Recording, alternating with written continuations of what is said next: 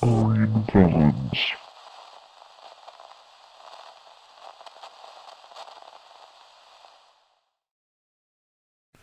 And welcome back to the second episode of the GV podcast.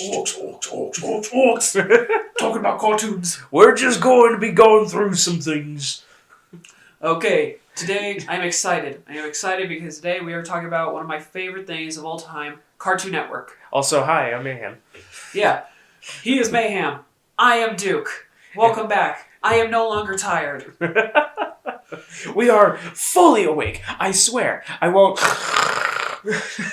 So what we're doing today is we are doing a review of half of all the Cartoon Network movies. We're doing half, not all. Because if you do all, it gets way too long. Very long. It goes from 1999 to 2020. For us, we're doing up to 2010. Yeah, we're stopping right there at 2010, so... Any guess how many tabs I have open?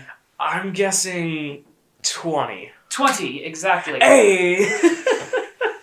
This is also being recorded after we have published our first video. Yeah. So I'm very happy. And thank you to everybody who viewed it. Primarily family.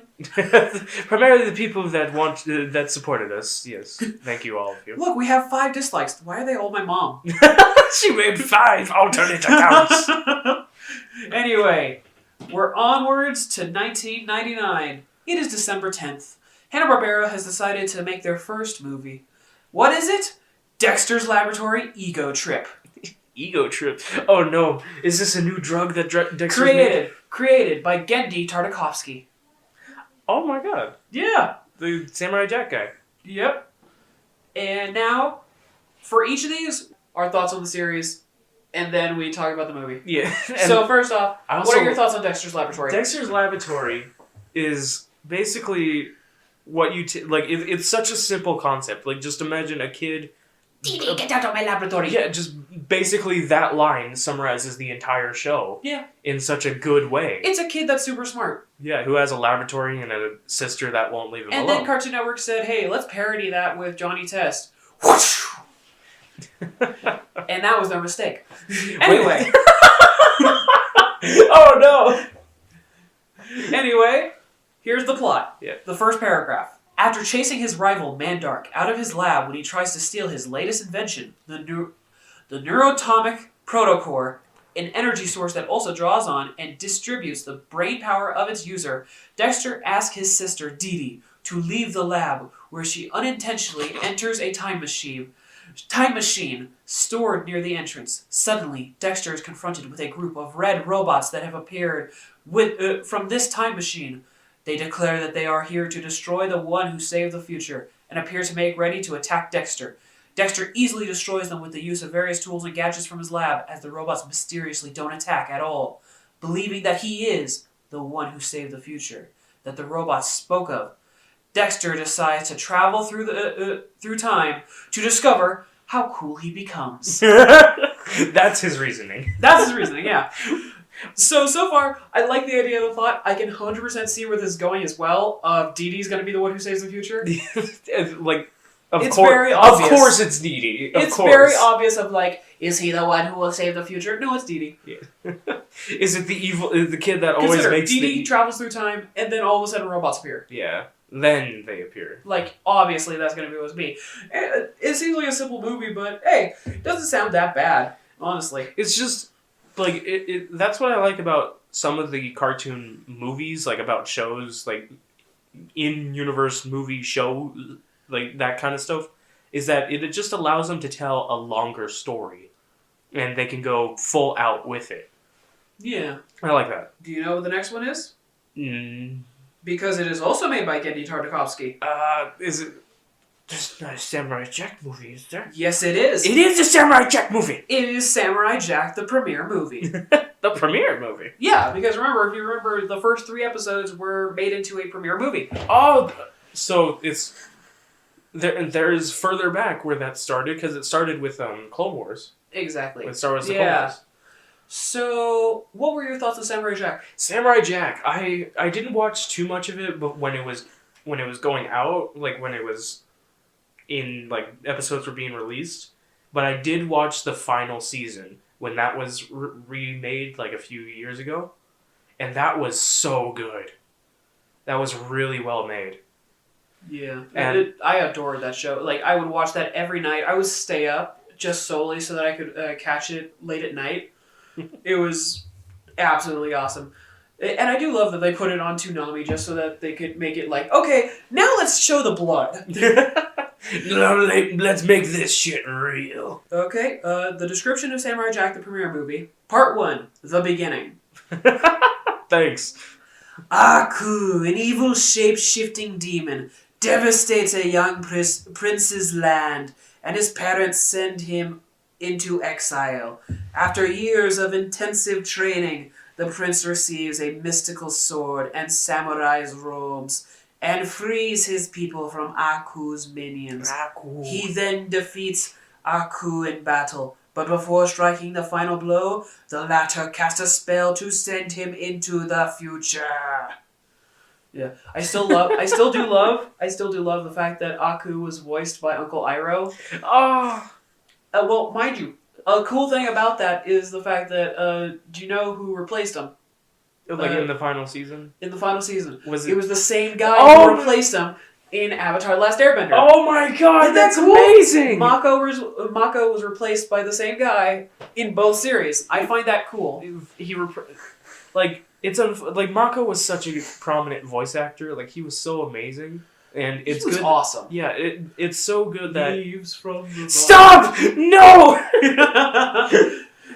No, he does this all the time to me. Part 2. The samurai called Jack. The samurai is plunged into a dystopian world ruled by Aku, adopting the name Jack. After getting in a fight at a nightclub, he is hired by a group of canine miners to protect them from Aku's forces. That is the actual description of episode 2. That's the whole thing. Well, I mean, part 3 is called The First Fight. Armed with various weapons and traps, Jack single-handedly defeats Aku's Beetlebots. He subsequently vows to fight the demon's oppression until he can return to the past. Well, that's basically a description of the first 3 episodes, which lead you to essentially the rest of the plot is the show. Wow, thinking about that, like, that's the starting movie, and then, like, you can watch, like, a few episodes of, like, the main show, and then go straight to the final season. Because I definitely saw that episode. I always adored that show, in all honesty. Especially, like, the art style. Like, it's so simple, it's so clean. It does so much good with show don't tell. I love that so much, how it can be so quiet in that show. If any character were able to cuss, it would have been the Scotsman. Oh, what are you doing, you fucking git? Yeah, what are you doing? I fucking love them. My daughters. The next movie, you know this one, Mayhem, because we checked it out in our first recording. He is laughing of the poster that is right now being shown on screen. The movie is called The Flintstones on the Rocks. The Flintstones on the Rocks. On the Rocks! And that's the photo that we have for it. What is your story about the Flintstones? When you watched it, your thoughts? It's all up to you. Yeah. I'm sorry. Mayhem, you're dying. It's our second video. You're dying. I'm going already. I'm going. Oh my god. Okay, fine. Do you want me to say the plot, the first paragraph of the plot, and then go into our thoughts? Please, so we can keep the photo up longer, please. Yeah. Fred and Wilma's marriage is in serious jeopardy as Wilma is growing tired of Fred's attitude, especially while Barney and Betty are enjoying a happy life well into their marriage, to the point that a visit to a family therapist results in a physical altercation between Fred and Wilma. Oh no! On Fred and Wilma's anniversary, which they both forgot. They both forgot! Yep. The Rubbles arrange a trip to Acapulco in an attempt to save the Flintstones' marriage.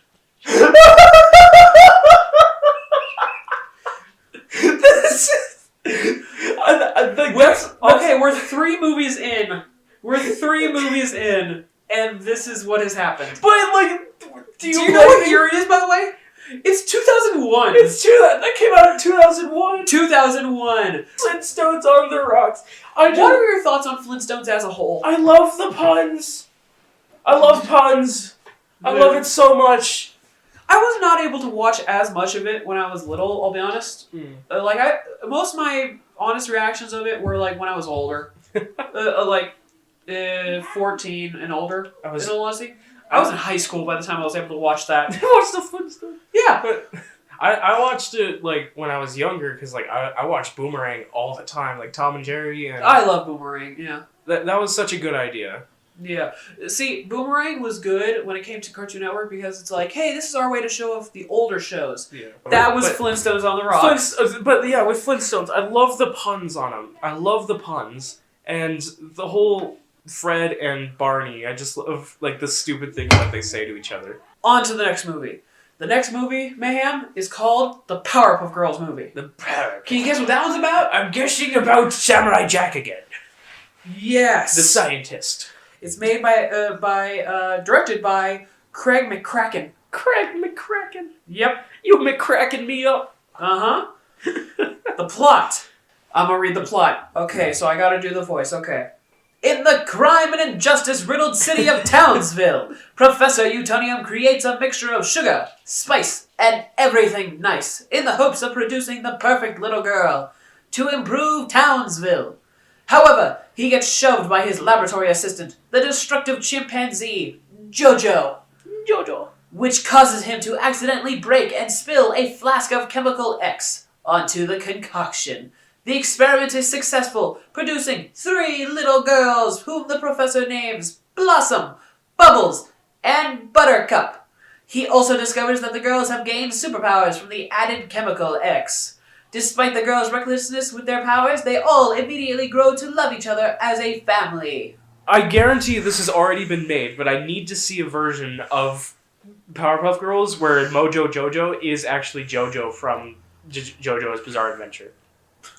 I guarantee it's already been made. I guarantee it. It has. I'm betting it has. But what was your thoughts on Powerpuff Girls back in the day? I didn't really watch it because it was called Powerpuff Girls, and why would I watch that when I could watch Avatar? I loved this show for the fact that it was just so damn weird. I mean, remember him? Him. Satan Crabclaw. The Satan Crabclaw guy! Yes, I've seen so many pictures of him, and I'm just like, who is this? Powerpuff Girls! I will not add a filter to that. But the filter was terrifying back in the day. It was like for a me monster. as a little kid, that freaked me out a little. It was like a monster voice behind it, right? Yeah, no. Well, it was just... I think it was kind of like a bit of an echo that they did for the character. Oh, God. Oh, it was freaky, yeah. Anyway, next movie, because we got quite a few movies that we got to get through. Next movie, can you guess what show it is about? Was it the Johnny Bravo one? No, it is about Home for Imaginary Friends. Oh, yeah. It is called House of Blues. Oh, man, the blues. Oh, I will read the line on top because this is the summary. House of Blues is the first episode of the animated television series Foster's Home for Imaginary Friends. The episode's plot follows Mac, an 8-year-old boy who's pressured by his mother to abandon his imaginary friend, Blue Regard Q Kazoo, on the grounds that he is too old for him. Upon seeing an ad on TV for an orphanage for imaginary friends, Blue convinces Mac to let him reside in the house so then Mac can visit him every day. Various intrigues and troubles arise with Mac's brother Terrence, an imaginary friend, Duchess. Oh, God. That is the plot of the first episode called House of Blues. Wait, how do you advertise that? Like, how do you advertise that, like, no, like, how do you advertise, like, we're a foster home for imaginary friends? Well, in all honesty, that is a good idea for, that is something that a lot of kids would find important to them. When you're a little kid and you don't have a lot of friends, you make up an imaginary friend.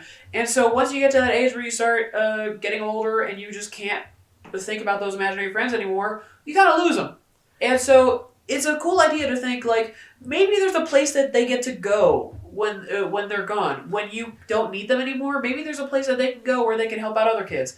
It's a cute idea, in all honesty. like like the kids make a little like I'm thinking about this like in real life. Like how can this ever work in real life? Well, in real life, the way it would work is basically essentially it's like a stuffed animal sort of thing. Yes, exactly. You give imagine basically a 18-year-old having to give their Toy Story 3! Yes! We were on the same page. Toy Story 3. They had the Toy Story 3! Oh my god! Imagine that as this show. Imagine that, but every episode of Foster's Home. When did that movie come out? In 2010. It came out in 2010. They really had us thinking like that in 2010. Yep. The next one, a very special movie because I adore this entire series. Codename Kids Next Door. Oh my god, yes! Which is the first television film from 2006 known as Operation Zero. Zero explanation reveals origin. Yeah. That is the whole title, okay? I love the acronyms. August 11, 2006. The acronyms are so stupid and I love it. Again, is this the sad one? This is the sad one. Why are so many of the movies just so sad? Like, they're so sad.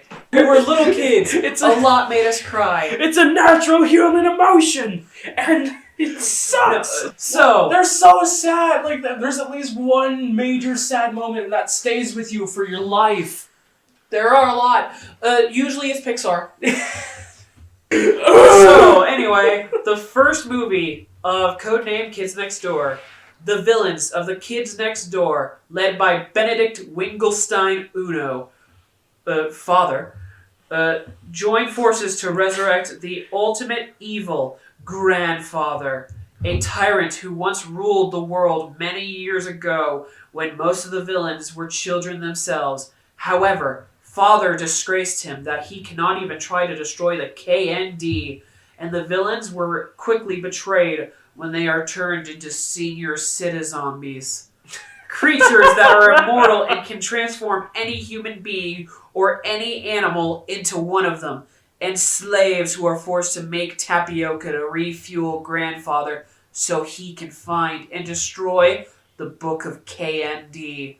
Once the villains were zombified, but not the teenagers and babies, Grandfather unleashes his wrath on the world, transforming almost all of humanity into old beings, turning the KND treehouses into tapioca factories. Ugh. And the kids next door, including the backgrounder operatives in the city, and Gallagher Elementary School rallies in defense, but were quickly overrun and zombified. Number 1 is the only surviving KND operative to locate the KND's only hope for salvation, the legendary hero Number 0, who turned out to be Montgomery Uno, Number 1's father.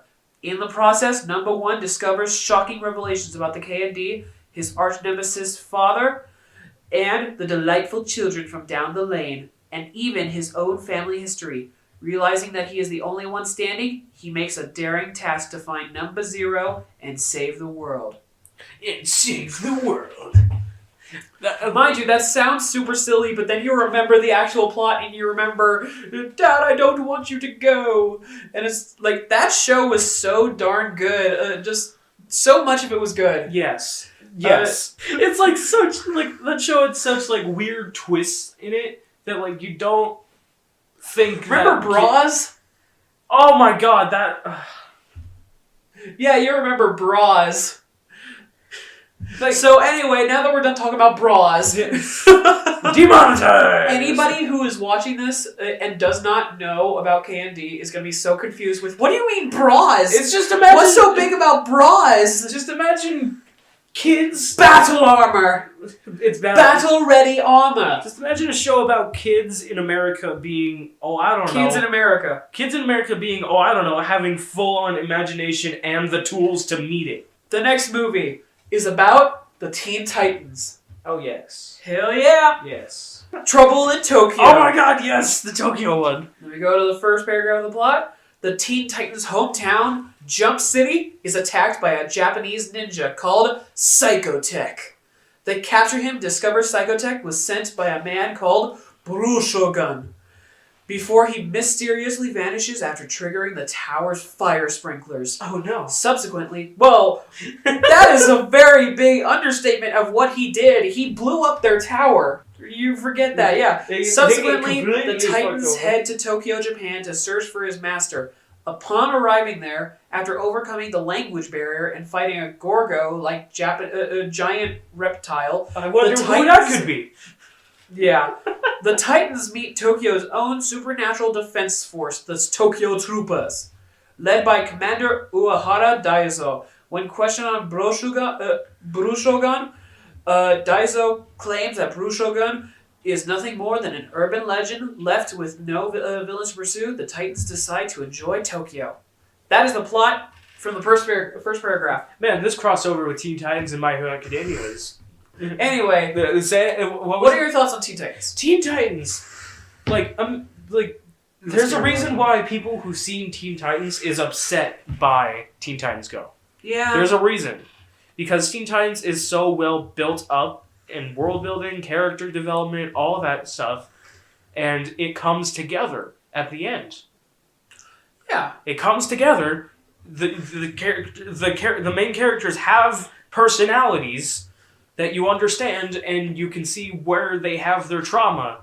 Apparently they did have a planned 6th season, but they just weren't able to do it because of toy sales or something. Well, it said toy sales, but they aren't fully sure what it was. So let's make this very low quality version of them.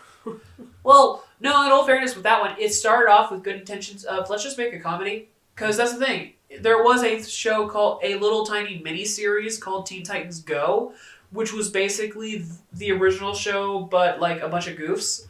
It was cute and all, and then they said, hey, how about we put some budget into that, and they made Teen Titans Go, and the first season, maybe 2, are not as bad, because it's just all comedy. Meanwhile, the rest of the show becomes, hey, how about we say fuck you to every other person that actually gave a shit about the original show. Anyway, on to the next movie, because this is a movie that was created to be its own thing. It had no series tied in with it, and it was garbage. Because it was a live-action movie. A live-action movie in Cartoon Network. Yep. The movie was called Reanimated. It was made back in 2007, September 11th. The plot of this movie. So, Jimmy Roberts, played by Dominic James, is a 12-year-old boy who can't seem to say no to anybody, and as a result, ends up getting taken advantage of on a regular basis, even by his best friend Craig, played by Micah Carnes. Whoever that is, he doesn't even have a Wikipedia page. This problem continues during his class trip to Golly World, an amusement park themed around animated cartoon characters created by the deceased cartoonist Milt Appleday, played by Fred Willard. Fred Willard, holy shit. Thanks, Fred Willard. Jimmy misses out on many of the rides because Craig tells the popular kids that Jimmy will hold their items for them. The popular kids then, on Craig's suggestion, tell Jimmy to search for Appleday's frozen brain, which supposedly is hidden somewhere in the ride Tux's Arctic Adventure. As usual, Jimmy unwillingly gives in, and once there, bumps into Milt's middle-aged, clumsy son, Sonny, played by Matt Knudsen, who is attempting to retrieve the brain from underneath the ice. After being spotted by Sonny, Jimmy quickly flees, and during his escape, accidentally runs onto the path of an oncoming train. And is sent into an on-premises hospital staffed by park staff who are also secretly certified physicians. Where Milt's brain, which one of the doctors keeps in his lunch cooler, is transplanted into his head. He makes it out of the operation just fine with his own personality intact, explained by the doctor salvaging his personality gland. But he can now see all of Appleday's characters in real life while no one else can. What? That's dumb. That's the most dumbest. That's dumb, and not only that, it is also just stealing from that urban legend of Walt Disney being frozen under, what was that one ride with the Yeti? Oh, the Matterhorn. The Matterhorn. Like, theories that, like, he's frozen underneath the Matterhorn.